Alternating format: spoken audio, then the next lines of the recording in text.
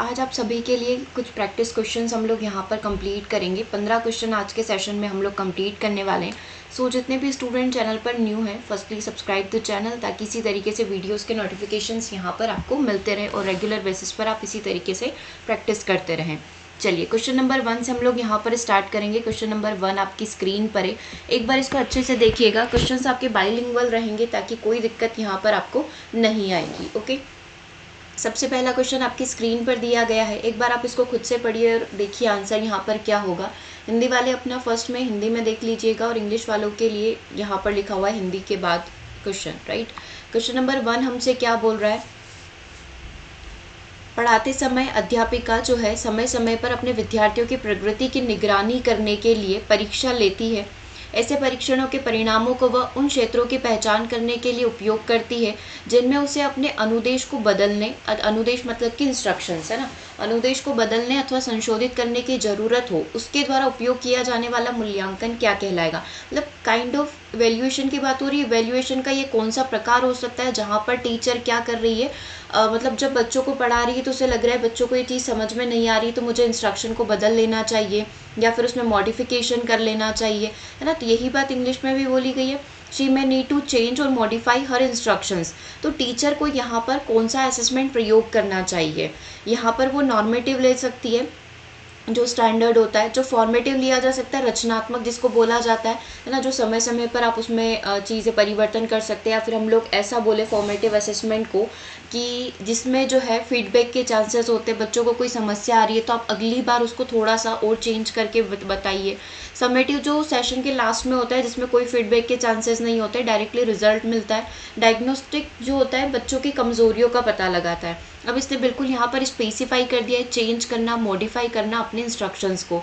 तो ये मौका आपको केवल कहाँ पर मिलता है, रचनात्मक के अंदर मिलता है, केवल फॉर्मेटिव के अंदर मिलता है। नॉर्मेटिव मतलब कि अगर आप इसमें डाउट में लग रहे हैं कि मानकी मतलब क्या होता होगा, तो जो स्टैंडर्ड डिसाइड कर दिया गया आगे से कि आपको इसी तरीके से करना है, आप उसमें अपनी साइड से कोई परिवर्तन, कोई चेंजेस नहीं कर सकते, तो ये आपका आंसर नहीं होगा।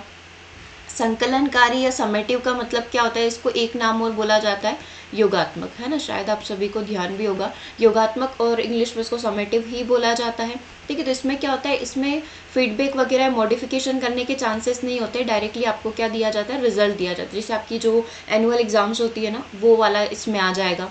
ठीक है, जिसमें इसके चांसेस नहीं होंगे। डायग्नोस्टिक केवल कमजोरियों का पता लगाना या कोई भी कमी है उसको फाइंड आउट करने के लिए काम में लिया जाता है कि बच्चों को कहीं कोई दिक्कत आ रही है, उनकी कोई वीकनेस है, उसको यदि आप फाइंड आउट करना चाहते हैं तो डायग्नोस्टिक करिएगा और उसके बाद आप उसका उपचार कर देंगे। दैट मीन्स आप उसका रेमेडियल यहाँ पर कर देते हैं। तो अभी आपसे केवल इतना पूछा गया था, तो आपका आंसर हमेशा क्या होना चाहिए, फॉर्मेटिव होना चाहिए। किसी भी तरीके से क्वेश्चन पूछे बस फॉर्मेटिव का मीनिंग आपको पता होना चाहिए कि ये हमें किस बारे में बताता है। ठीक है, चलिए नेक्स्ट क्वेश्चन नंबर 2 आपकी स्क्रीन पर एक बार से देखिएगा। क्वेश्चन नंबर 2 को और आंसर करिएगा। निम्नलिखित में से कौन से अधिगम परिणामों को निबंध प्रकार के प्रश्नों के द्वारा उपयुक्त जांच नहीं की जा सकती है। Which of the following learning outcomes are not tested appropriately by ऐसे टाइप क्वेश्चंस। ऐसे टाइप के जो क्वेश्चन होते हैं, निबंधात्मक प्रकार के जो प्रश्न होते हैं, जो आपने स्कूल टाइम में लिखे होंगे ना, एक एक पेज के, दो दो पेज के जो क्वेश्चन चले जाते थे हमारे, है ना, उससे कौन सी चीज़ का परीक्षण नहीं होगा, कौन सी चीज़ का टेस्ट यहाँ पर नहीं लिया जा सकता है। देखो क्या पूछा गया है, विचारों को सुव्यवस्थित और समाकलित करने की योग्यता। आप चीज़ों को सुव्यवस्थित तरीके से, प्रॉपर तरीके से ऑर्गेनाइज कर पा रहे हैं, जोड़ के लिख पा रहे हैं, है ना। समाकलित करना मतलब सभी तरीकों प्रॉपर तरीके से ऐड करके समझ कर स्टेप बाय स्टेप लिख पा रहे हैं। सामग्री या आंकड़े के अलग अलग करना और उनकी व्याख्या करना, आप प्रॉपर तरीके से यहाँ पर क्लासीफाई करके चीज़ों को अलग अलग तरीके से एक्सप्लेन कर पा रहे हैं। तथ्यों तथा सिद्धांतों का विश्लेषण करने की योग्यता, आप उन चीज़ों को अच्छे से एनालिसिस कर पा रहे हैं, है ना, जो भी फैक्ट और प्रिंसिपल है आप उनको अच्छे से एनालिसिस करके लिख पा रहे हैं। समस्या सुलझाने की योग्यता, क्या इसके अंदर प्रॉब्लम सॉल्विंग एबिलिटी का प्रयोग किया जाता है। तो आपको बताना क्या था, आपको बताना यही था कि किस चीज़ की जांच यहाँ पर नहीं करी जाएगी। राइट, चलिए इसका आंसर करिएगा, क्या आंसर यहाँ पर करेक्ट होगा।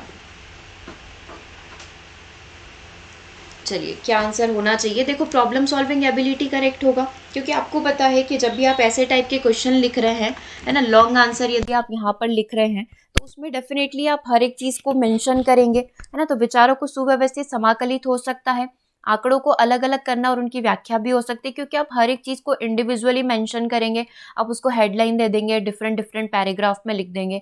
तथ्यों तथा सिद्धांतों का विश्लेषण भी आप कर पाएंगे, लेकिन जरूरी नहीं है कि इसके अंदर जो है प्रॉब्लम सॉल्विंग एबिलिटीज हो, मतलब आप किसी भी समस्या का समाधान यहाँ पर कर पाए। ठीक है, चलिए क्वेश्चन नंबर 3 को देखिएगा। क्वेश्चन नंबर 3 का आंसर यहाँ पर क्या होना चाहिए? अभावग्रस्त विद्यार्थियों का उच्च शैक्षिक स्तर सुनिश्चित करने में मुख्य बाधा यहाँ पर कौन सी होगी? जो अभावग्रस्त विद्यार्थी होते हैं, डिसएडवांटेज्ड स्टूडेंट होते हैं। अब डिसएडवांटेज्ड स्टूडेंट या अभावग्रस्त विद्यार्थी कौन विद्यार्थी होते हैं? ये वो विद्यार्थी होते हैं जिनको किसी भी प्रकार की सहायता की आवश्यकता होती है, जिनको अभी तक कोई हेल्प नहीं मिली है ना। तो ऐसे विद्यार्थियों का यदि आप शैक्षिक स्तर सुधारना चाहते हैं, उच्च शैक्षिक स्तर सुधारना चाहते हैं, तो आप यहाँ पर क्या करेंगे? उनके हाई एकेडमिक स्टैंडर्ड को सुधारने के लिए, है ना, उसमें आपको जो सबसे बड़ी समस्या आएगी वो कौन सी आएगी, यही पूछा गया है। Which of the following is the major obstacle to ensure achievement of high academic standard from disadvantaged student? 4 option आपके सामने, एक बार से 4 ऑप्शन को देखिए और आंसर करिए, क्या आंसर यहाँ पर करेक्ट होगा। आई थिंक वॉइस क्लियर होगी, है ना, मैं माइक लगाना भूल गई थी स्टार्टिंग में। चलिए 3 का आंसर बताइएगा। क्वेश्चन नंबर 3 का आंसर क्या होना चाहिए?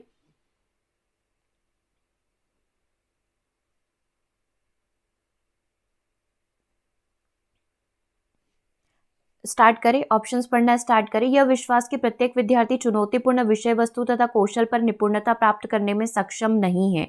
ऐसा बिलीव कर लेना, ऐसा मान लेना that not every student is capable of mastering challenging content and skill, मतलब जो भी है उस पर निपुणता प्राप्त करने में सक्षम नहीं है, ये एक सबसे बड़ी बाधा है ना। समझ रहे हो ऑप्शंस क्या कहने की कोशिश कर रहे हैं? तो सबसे पहला ऑप्शन तो यही बोल रहा है, यह आपने मान लिया है कि प्रत्येक विद्यार्थी जो है चुनौतीपूर्ण विषय वस्तु तथा कौशल पर निपुणता प्राप्त करने में सक्षम नहीं, मतलब वो उसमें मास्टरी नहीं कर सकता।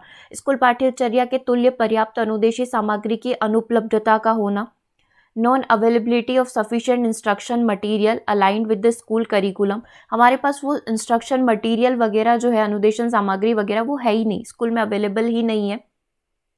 Providing students substantial autonomy to determine what they learn and how they will learn it, विद्यार्थियों को यह निर्धारित करने में यथेष्ट स्वायत्ता प्रदान करना कि उन्हें क्या सीखना है और वो कैसे सीखेंगे। क्या ये किसी प्रकार का प्रॉब्लम हो सकता है, किसी प्रकार का बैरियर या फिर किसी प्रकार का ऑब्स्टिकल हो सकता है? तो ये तो अच्छी बात है, ये तो हो नहीं सकता।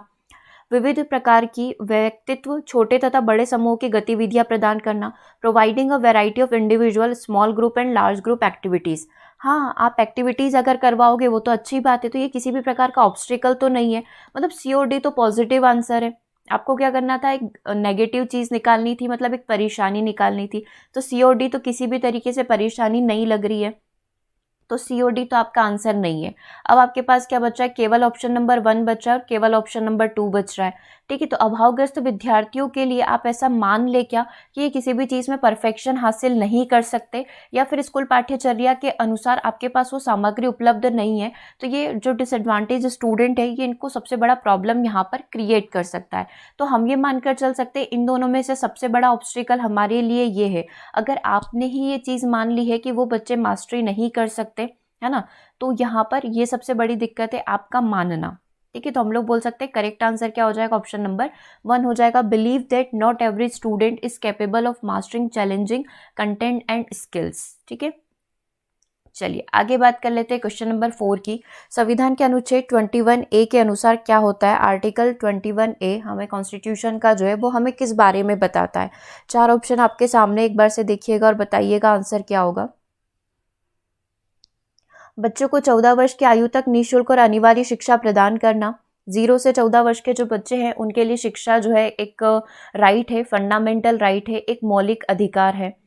6 वर्ष तक की आयु तक के बच्चों के शिक्षा का उत्तरदायित्व राज्य का नहीं है, मतलब ये स्टेट की पॉलिसी नहीं है ना, तो स्टेट इसमें अपना कोई वो ना करे। 6 से 14 वर्ष की आयु के बच्चों के लिए शिक्षा जो एक मौलिक अधिकार, एक फंडामेंटल राइट है। तो 21A है, या फिर आपने जो भी पढ़ा है आर्टिकल स्पेसिफाइड 21A की बात न करें, तो हमने शुरुआत से एक चीज़ पढ़ी है कि शिक्षा जो है हमारा मौलिक अधिकार की कैटेगरी में आता है। सोशल साइंस में आपने पढ़ा होगा ना, तो अब ये मौलिक अधिकार वाला पॉइंट तो हमको मिल गया, है ना। अब ये 0 से 14 वर्ष की बात करता है या 6 से 14 वर्ष की बात करता है? ये बात करता है 6 से 14 वर्ष की। तो करेक्ट आंसर यहाँ पर क्या हो जाएगा, ऑप्शन नंबर डी हो जाएगा। 6 से 14 वर्ष की आयु के बच्चों के लिए शिक्षा जो है एक मौलिक अधिकार यहाँ पर होता है। ठीक है, चलिए क्वेश्चन नंबर 5 की बात करेंगे। अधिगम के विभिन्न क्षेत्रों में छात्रों की कठिनाइयों की पहचान करने के लिए अध्यापकों द्वारा उपयोग की जाने वाली कार्यविधि किस चीज का अंश होती है? क्या पूछा गया है? The procedure used by teacher to identify difficulties by learner in various field of learning are part of. मतलब बच्चों को लर्निंग करने में बहुत सारी समस्याएं आ रही है, तो वो कौन से असेसमेंट में आप उसको देखेंगे, समझेंगे और उसका मूल्यांकन करेंगे? क्या वो प्लेसमेंट असेसमेंट होगा, वो फॉर्मेटिव होगा, वो नैदानिक होगा, वो समेटिव होगा, या जिसको हम लोग हिंदी में संकलनकारी या फिर योगात्मक बोलते हैं। तो देखो क्या बोला गया है, कठिनाइयों की पहचान करना है, मतलब जितने भी बच्चों की वीकनेस, कमजोरियां वगैरह है उसको आप क्या करेंगे, आइडेंटिफाई करेंगे। तो आइडेंटिफाई करने के लिए आप किसका प्रयोग करेंगे? डायग्नोस्टिक असेसमेंट का प्रयोग करेंगे, है ना। नैदानिक मूल्यांकन का प्रयोग आप लोग यहाँ पर करेंगे। ठीक है, तो इस चीज को ध्यान रखिएगा। जब भी कमियों की बात करेंगे, डायग्नोस्टिक बच्चों का उपचार यदि करना है तो रिमेडियल असेसमेंट आपको यहाँ पर रिमेडियल उसका करना पड़ेगा। ठीक है, और बच्चों को जो भी समस्या आ रही है उसमें आप अपने जो भी पेडागोजी वगैरह है उसमें मॉडिफिकेशन करना चाहते हैं, पढ़ाने के तरीके वगैरह, टेक्निक वगैरह में चेंज करना चाहते हैं, तो आप किसका प्रयोग करेंगे? रचनात्मक मूल्यांकन का। फाइनल असेसमेंट आप बच्चों का करना चाहते हैं तो आप उसके लिए किसका प्रयोग करेंगे? समेटिव। कंटिन्यूस असेसमेंट यदि आप लगातार बच्चों का मूल्यांकन करना चाहते हैं तो आप किसका प्रयोग करेंगे? रचनात्मक मूल्यांकन का प्रयोग करेंगे।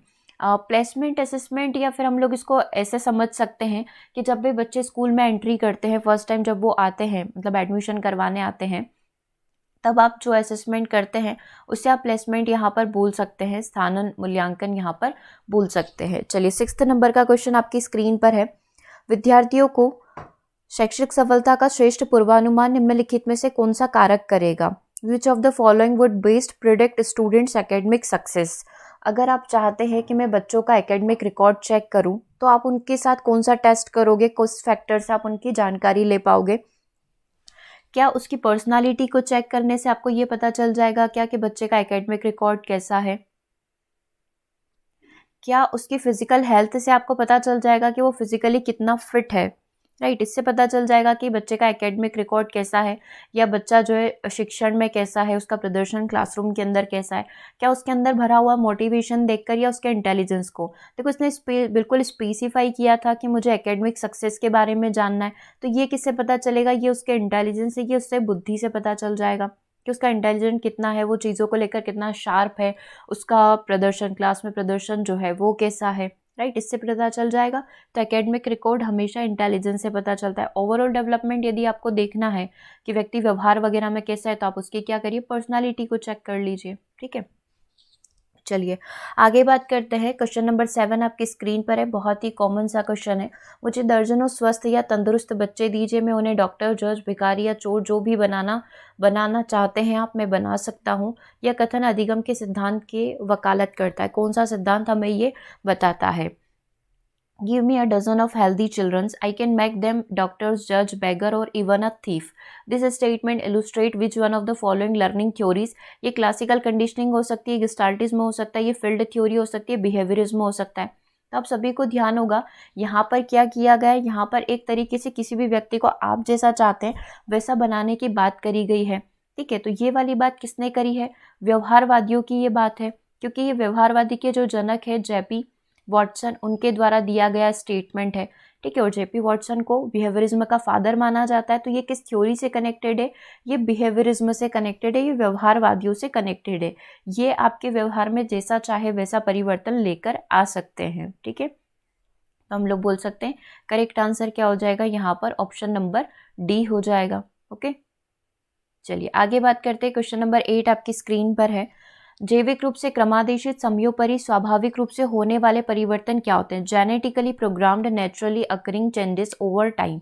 मतलब जेनेटिकली आपके अंदर कोई चेंजेस दिखाई दे रहे हैं, ये परिपक्वता को, मैच्योरिटी को बताएंगे, ये डेवलपमेंट को बताएंगे, ये क्रमिक इवोल्यूशनरी को बताएंगे, क्रमिकीय विकास को, या फिर ये सक्रांतिक यहाँ पर हो सकते हैं, ट्रांजिशनल यहाँ पर हो सकते हैं। तो जैविक रूप से जो भी चीज़ें आपके अंदर आती है समय के साथ धीरे धीरे आपके व्यवहार में वो दिखाई देगी। तो ये किसको बताएगी? ये हमेशा बताएगी मैच्योरिटी को, है ना। तो हम लोग बोल सकते हैं यहाँ पर जो आपका करेक्ट आंसर होगा वो क्या हो जाएगा? ऑप्शन नंबर 1 हो जाएगा। ये चीज़ हमें मैच्योरिटी दिखाती है। ठीक है, चलिए नेक्स्ट क्वेश्चन की बात करेंगे। नेक्स्ट क्वेश्चन आपकी स्क्रीन पर है, एक बार से इसको देखिएगा और आंसर करिएगा क्वेश्चन नंबर 9 को। ठीक है, शिक्षण विद्यालय में कक्षा 6 का एक अध्यापक निम्नलिखित में से किस विकास में लड़कों और लड़कियों के बीच का प्रत्यक्ष भिन्नताओं का अवलोकन करेगा? मतलब हम लोग देखकर किसी के व्यवहार को समझ पाएं। ठीक है, प्रत्यक्ष रूप से मतलब directly. A teacher of class 6 in a co-educational class would observe a perceptible difference between boys and girls in which of the following development? ये फिजिकल हो सकता है, ये इंटेलेक्चुअल हो सकता है, ये सोशल हो सकता है, ये मोरल यहाँ पर हो सकता है। तो किस प्रकार के डेवलपमेंट को आप डायरेक्टली देख कर पता लगा पाएंगे? ठीक है, ऑब्जर्व करके पता लगा पाएंगे। देखो, फिजिकल चेंजेस जो होंगे लड़के और लड़कियों के बीच में वो आपको देखकर पता चल जाएंगे। क्या बुद्धि को देखकर पता लगाया जा सकता है? किसी भी एक व्यक्ति का फेस देखकर आप पता लगा सकते हैं क्या कि ये एक बुद्धिमान है या कम बुद्धिमान है? नहीं पता लगा सकते। तो ये आंसर नहीं हो सकता है।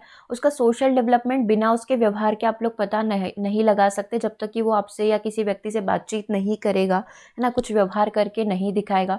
और सेम एज इट इज़ आपके मॉरल डेवलपमेंट के लिए भी होगा। तो ये तीनों चीज़ें तो नहीं हो सकती हैं, क्योंकि देखकर केवल शारीरिक विकास का अंदाज़ा लगाया जा सकता है। मान लो एक व्यक्ति काफ़ी कमज़ोर है, एक काफ़ी हष्ट-पुष्ट है, तो आप देखकर पता लगा सकते हो कि ये फिजिकली फिट है, ये फिजिकली फिट नहीं है, मतलब इसका जो पालन पोषण है वो अच्छे तरीके से नहीं हुआ है ना। तो केवल शारीरिक विकास को ही प्रत्यक्ष रूप से, या फिर आप इसे अपने शब्दों में बोलना चाहें तो ग्रोथ को आप प्रत्यक्ष रूप से देख सकते हो। बाकी सारी चीज़ें जो है आपकी अप्रत्यक्ष होती है। जब तक कि सामने वाला कोई अपनी साइड से व्यवहार करे तब तक आप उसको पता नहीं लगा सकते। ठीक है, तो हम लोग बोल सकते हैं यहाँ पर जो करेक्ट आंसर होगा आपका फिजिकल हो जाएगा। चलिए नेक्स्ट क्वेश्चन नंबर 10 की तरफ चलते हैं। निम्नलिखित में से कौन सा दृष्टिकोण अधिगम को ज्ञान अर्जित करने और उपयोग करने की सक्रिय मानसिक प्रक्रिया के रूप में देखता है? Which of the following approach views learning as an active mental process of acquiring and using knowledge? सक्रिय रूप से आप किसी भी चीज़ में भागीदारिता निभा रहे हैं। देखो, सबसे पहले तो आपको एक वर्ड दिखा होगा बिफोर ऑप्शन, आपने आपके दिमाग में क्या चीज़ आई होगी? सक्रिय मानसिक क्रिया की बात हो रही है। मतलब कहीं ना कहीं ये अपने कॉग्निटिविज्म की बात हो रही है, या फिर इसको आप बोल दे तो संज्ञान की बात हो रही है। क्योंकि कहीं ना कहीं सक्रिय मानसिक प्रक्रिया, जैसे ही मानसिक प्रक्रिया दिखता है दिमाग में सिर्फ एक ही चीज़ आती है, स्कीमा। और स्कीमा से कॉग्निटिविज्म आपको ध्यान आया होगा, कॉग्निटिविज्म से जिन पियाजे आपको ध्यान आए होंगे, है ना। तो कौन सा दृष्टिकोण अधिगम का ज्ञान अर्जित करने और उपयोग करने की सक्रिय मानसिक प्रक्रिया को देखता है? लेकिन जब आप ऑप्शन के पास जाते हैं तो ऑप्शन में आपको कंस्ट्रक्टिविज्म रचनावादी दिख रहा है, व्यवहारवादी दिख रहा है, ह्यूमैनिटीज्म मानवतावादी दिख रहा है, और सोशल लर्निंग दिख रहा है। ठीक है, तो व्यवहारवादी हो नहीं सकता है ना, क्योंकि इसमें आपसे कंडीशनिंग वगैरह करवाई जाती है, आपसे बार बार प्रैक्टिस करवाई जाती है। तो ये सक्रिय मानसिक क्रिया हो ये ज़रूरी नहीं है। मानवतावादी भी नहीं है, और सोशल लर्निंग लाइक ऑब्जर्वेशनल वगैरह उनकी भी बात नहीं हो रही कि आप चीज़ों को ऑब्जर्व करके समझ रहे हैं या अनुकरण कर रहे हैं। तो केवल आपके पास रचनावादी बच्चा या सोशल कंस्ट्रक्टिविज्म जिसको हम लोग बोलते हैं। तो ऑप्शन के हिसाब से देखें तो केवल एक ही आंसर आपका करेक्ट होगा कि कंस्ट्रक्टिविज्म में भी बच्चा क्या करता है? एक्टिवली पार्टिसिपेट यहाँ पर करता है, एक्टिवली मेंटल प्रोसेस यहाँ पर उस चीज़ को एक्वायर करता है, और उसके थ्रू ही वो क्या करता है? नॉलेज को गेन करता है। ठीक है, ज्ञान अपना अर्जित करता है। ठीक है, तो करेक्ट आंसर क्या हो जाएगा? ऑप्शन नंबर 1 हो जाएगा। चलिए एक बार से क्वेश्चन नंबर 11 को देखिए और इसका आंसर करिए। क्वेश्चन नंबर 11 का आंसर यहाँ पर क्या होगा? देखो, क्वेश्चन तो क्या बोलने की कोशिश कर रहा है? विषय वस्तु को पढ़ा लेने के बाद अध्यापक देखता है कि विद्यार्थी सक्रिय क्रियापदों जैसे समीक्षा करना, है ना, आलोचना करना और फैसला करने का उपयोग कर पाता है। इन उद्देश्यों को निम्नलिखित में से किस स्तर पर प्राप्त किया गया? ये विश्लेषण, संश्लेषण, मूल्यांकन, अनुप्रयोग। मतलब कहीं ना कहीं इन 4 ऑप्शन को देखकर आपको आइडिया लग गया कि ब्लूम की टेक्सानोमी की बात हो रही है ये, है ना। नॉलेज कंस्ट्रक्ट करना, एनालिसिस करना, विश्लेषण करना, मूल्यांकन करना, क्रिएट करना, उसी की बात हो रही होगी। तो जहाँ पर आपको ऐसा पॉइंट दिया जाए कि बच्चा क्या कर पा रहा है? यहाँ पर समीक्षा कर पा रहा है, उसका एनालिसिस कर पा रहा है, उसको क्रिटिसाइज कर पा रहा है, चाहे वो पॉजिटिवली हो नेगेटिवली हो, उस पर अपना फैसला दे पा रहा है, उसको जज कर पा रहा है। तो ये बच्चा अभी केवल एनालिसिस तो नहीं कर रहा होगा, क्योंकि एनालिसिस के बाद उसको सिंथेसिस भी करना होगा, है ना। एप्लीकेशन तो नहीं है कि डिफरेंट डिफरेंट जगह उसको अप्लाई करके देख पा रहा है कि क्या ये सही है कि नहीं है ना। तो हम लोग बोल सकते हैं अभी बच्चा क्या करने की कोशिश कर रहा है, मूल्यांकन करने की यहाँ पर कोशिश कर रहा है। दैट मीन्स करेक्ट आंसर क्या हो जाएगा आपका, ऑप्शन नंबर सी हो जाएगा। बच्चे के द्वारा क्या किया जा रहा है, मूल्यांकन यहाँ पर किया जा रहा है। ठीक है, चलिए नेक्स्ट क्वेश्चन नंबर 12 को देखिएगा, आंसर करिएगा। पियाजे के अनुसार बच्चों को पढ़ाने के लिए चार्ट, ग्राफ और आरेख का प्रयोग किस अवस्था में किया जाता है। मतलब किस स्टेज में बच्चा जो है चार्ट को देखकर समझ पाएगा, ग्राफ को देख पाएगा, आरेख जो भी हमारे होते हैं, है ना, चार्ट बार ग्राफ वगैरह हो गए, लाइन ग्राफ हो गए, पाई चार्ट वगैरह हो गए, तो इन सबको देखकर एनालिसिस कर पाना या इसके थ्रू सीख पाना, ये बच्चा संवेदीगामक सेंसरी मोटर जो कि 0 से 2 साल तक चलती है, प्री ऑपरेशनल जो कि 2 से 7 साल चलती है, कंक्रीट ऑपरेशनल 7 से 12 तक, और ये 12 से आगे जो है फॉर्मल ऑपरेशनल स्टेज हमारी चलती है। तो देखो ये कोई छोटे बच्चों का काम तो है नहीं, तो सेंसरी मोटर प्री ऑपरेशनल हो नहीं सकता। कंक्रीट ऑपरेशन में बच्चे की समझ विकसित होती है 7 से 12 साल में, लेकिन इस स्टेज में बच्चा चार्ट के थ्रू नहीं सीख पाएगा कि हमने यहाँ पर कोई पाई ग्राफ बना दिया और उसमें बोल दिया 50% इनका, 20 इनका, है ना, 30 इनका, तो इससे बताइए कि कितना परसेंट होगा। तो इतना लॉजिक जो है बच्चा केवल फॉर्मल ऑपरेशनल स्टेज में 13 साल के बाद लगा सकता है। हम लोग बोल सकते हैं ऑप्शन नंबर डी यहाँ पर करेक्ट होगा। इवन आपने रियल एग्जांपल आप बात करें तो मैथ्स के अंदर जब ये इस टाइप के क्वेश्चन आते हैं तो ये बड़ी क्लास की बुक में आते हैं, छोटे बच्चों में ये क्वेश्चंस नहीं देखे जाते इस टाइप के। ठीक है, तो फॉर्मल ऑपरेशनल स्टेज आपका करेक्ट आंसर हो जाएगा। चलिए एक बार से क्वेश्चन नंबर 13 को देखिए, आंसर करिए। देखो पूछा क्या गया है इसमें, निम्नलिखित में से किसका विचार था कि जो भी प्रत्यक्ष अनुभव से सीखा जा सकता है वह देखकर या अवलोकन करके भी सीखा जा सकता है। मतलब अवलोकन करने की बात हो रही है, ऑब्जर्वेशन की बात हो रही है, जब भी ऑब्जर्वेशन की बात हो तो आपका एक ही आंसर होता है। आगे भी देख लीजिए, यदि मॉडल सम्मानित, सामर्थ्यपूर्ण और उच्च प्रतिष्ठित पद या सत्ता के व्यक्ति समझे जाते हैं तो वे अत्यंत प्रभावशील होते हैं। अतः अधिकांश मामलों में अध्यापक गण अत्यधिक प्रभावी मॉडल हो सकते हैं। मतलब इसका एक कंक्लूजन निकालो इस पूरे क्वेश्चन का, तो ये क्या बोलने की कोशिश कर रहा है कि बच्चा ऑब्जर्व करके चीज़ों को बहुत जल्दी गेन करता है। तो इस केस में हमें क्या करना चाहिए, टीचर को भी एक रोल मॉडल यहाँ पर होना चाहिए, किसका, बच्चों का, ताकि वो आपका देखकर चीज़ों को सीख सके। राइट, यही बोलने की कोशिश की गई है ना। क्योंकि यहाँ पर देखो यदि मॉडल सम्मानित होता है मतलब जिसका रिस्पेक्ट किया जाए, सारे टीचर्स भी उस टीचर की रिस्पेक्ट करें, सामर्थ्यपूर्ण हो और उच्च प्रतिष्ठित पद या सत्ता के व्यक्ति होते हैं तो उसको डेफिनेटली फॉलो किया जाता है, लाइक मोदी जी, है ना। ऐसे ही कई सारे व्यक्तित्व, पर्सनालिटी हो गई। तो ये वाली बात बोलने वाले कोहलर हैं, बांडुरा है, स्कीनर है और थॉर्नडाइक है। आई थिंक आप सभी को आइडिया लग ही गया होगा ये किसकी बात की जा रही है, अल्बर्ट बांडुरा की बात यहाँ पर करी जा रही है। क्योंकि स्कीनर और थॉर्नडाइक तो आपके व्यवहारवादियों से कनेक्टेड है और कोहलर जो है आपके गेस्टाल्टिज्म से कनेक्टेड है कि अचानक से एक आइडिया आ जाना, है ना, चीज़ों को इंटीग्रेट करने की बात करते हैं। तो केवल ऑब्जर्वेशन की बात इनमें से किसने करी है, अल्बर्ट बांडुरा ने करी है। ओके, चलिए क्वेश्चन नंबर 14 को देखिएगा।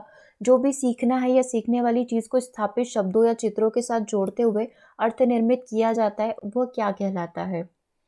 स्मृति सहायक युक्तियाँ जिसको आप निमोनिक स्ट्रेटजीज बोलते हैं, प्रीमेक सिद्धांत यहाँ पर ये हो सकता है, ये scaffolding kind of temporary help हो सकती है, सहायक अधिगम असिस्टेंट लर्निंग यहाँ पर हो सकती है।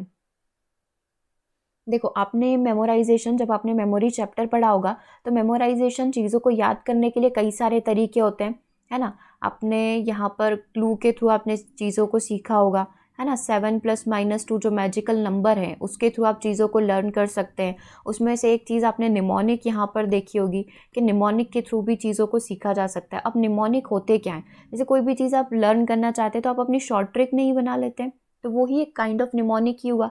जैसे कि आप एडिशन करना चाहते हैं या फिर कंप्यूटर का ही एग्जांपल ले लो, तो कंप्यूटर एडिशन को पूरा नहीं लिखता है, प्रोग्रामिंग में क्या लिखता है, केवल ऐड लिखता है।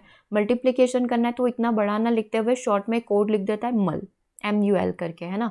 इसी तरीके से डिवाइड करना है तो डिवाइड के लिए उसने एक कोड लिख दिया डिवाइड, सब्सट्रैक्शन के लिए केवल एक कोड बना दिया सब। तो ऐसे ही क्या करते हैं, जो बड़ी बड़ी चीज़ें हैं उनको याद करने के लिए आप क्या करते हैं, कुछ स्ट्रैटेजीज बना लेते हैं जिसको क्या बोला जाता है, निमोनिक्स बोला जाता है। मतलब मैं कोई बड़ी सी चीज़ ना याद करके मैं उसका एक छोटा सा कोड वर्ड याद कर लूँ ताकि मुझे याद करने में आसानी हो और वो चीज़ मुझे जल्दी से याद भी आ जाए, उसमें इतना सोचना नहीं पड़े। तो इसे क्या बोला जाता है, स्मृति सहायक युक्तियाँ, निमोनिक स्ट्रैटेजीज इसको बोला जाता है। ठीक है, स्केप फोल्डिंग तो टेम्परेरी हेल्प, आपने वाइगोत्स्की की थ्योरी में पढ़ा ही होगा। असिस्टेंट लर्निंग मतलब आपको साथ में एक सहायता दी जा रही है, एक हेल्प यहाँ पर दी जा रही है, जिसके थ्रू आप यहाँ पर क्या कर रहे हैं, लर्निंग कर रहे हैं। ठीक है। प्रीमेक सिद्धांत का मतलब भी आप चाहें तो यहाँ पर देख सकते हैं। प्रीमेक में क्या होता है, एक चीज़ को दूसरी चीज़ से कनेक्ट करके याद रखना। जैसे आप अंताक्षरी वगैरह में करते हैं ना कि कोई भी एक गाना गाया, उसका बीच का कोई भी एक वर्ड पकड़कर आपने दूसरा गाना स्टार्ट कर दिया, फिर दूसरे में कोई एक नया कुछ केयर करके या प्यार करके आपको एक वर्ड दिखा, तो प्यार से एक नया गाना आपको याद आ गया। तो ये क्या होता है, एक चीज़ को दूसरी चीज़ से आप क्या करते जा रहे हैं, जोड़ते जा रहे हैं। तो ये प्रीमेक इसको यहाँ पर बोला जाता है। तो ऐसी कोई चीज़ यहाँ पर क्वेश्चन में दिख नहीं रही हमको, है ना। तो ये चीज़ क्या होगी, स्मृति सहायक युक्तियाँ निमोनिक यहाँ पर कहलाई।